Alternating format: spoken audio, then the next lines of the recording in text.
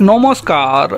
রাজনীতি থাকুক রাজনীতির জায়গাতে ব্যক্তিগত আক্রমণ কখনোই কাম্য নয়।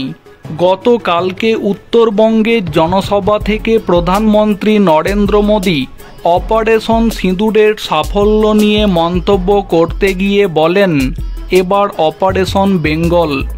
প্রধানমন্ত্রীর করা এই মন্তব্যের পাল্টা জবাব দিতে গিয়ে পশ্চিমবঙ্গের মুখ্যমন্ত্রী মমতা বন্দ্যোপাধ্যায় প্রধানমন্ত্রীকে ব্যক্তিগত আক্রমণ করে বলেন, মোদী তাহলে কেন তার স্ত্রীকে সিঁদুর দিচ্ছেন না।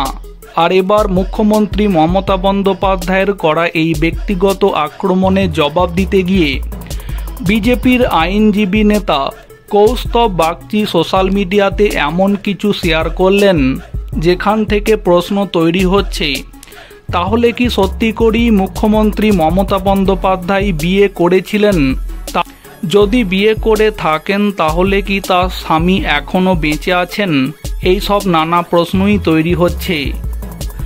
বিজেপির আইনজীবী নেতা কৌস্তব বাগচি সোশ্যাল মিডিয়াতে পোস্ট করে লিখছেন, প্রত্যেক ক্রিয়ার সমান এবং বিপরীত প্রতিক্রিয়া আছে।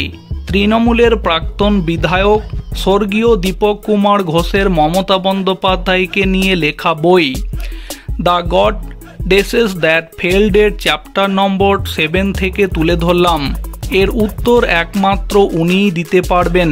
এই ক্যাপশনে মমতাকে সরাসরি আক্রমণ করেন কৌস্তব বাগচি। কৌস্তব বাগচি বইটির 7ম অধ্যায় থেকে একটি চিঠির ছবি দিয়েছেন, যেখানে দীপক কুমার ঘোষ তাকে কতগুলি প্রশ্ন করেছেন। 30শে এপ্রিল 2012 সালে মমতা ব্যানার্জির উদ্দেশ্যে প্রদান করা ওই চিঠিতে দীপক কুমার ঘোষ মমতার বৈবাহিক জীবন সম্পর্কে জানতে চান।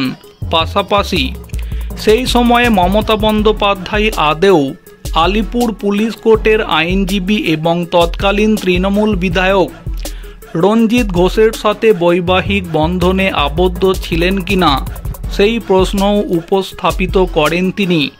এছাড়াও 2011 সালের 20শে মে রাজভবনে মুখ্যমন্ত্রী হিসাবে মমতার শপথ গ্রহণ অনুষ্ঠানে রঞ্জিত ঘোষ উপস্থিত ছিলেন কিনা সেই বিষয়েও প্রশ্ন করেন কৌস্তব বাগচি।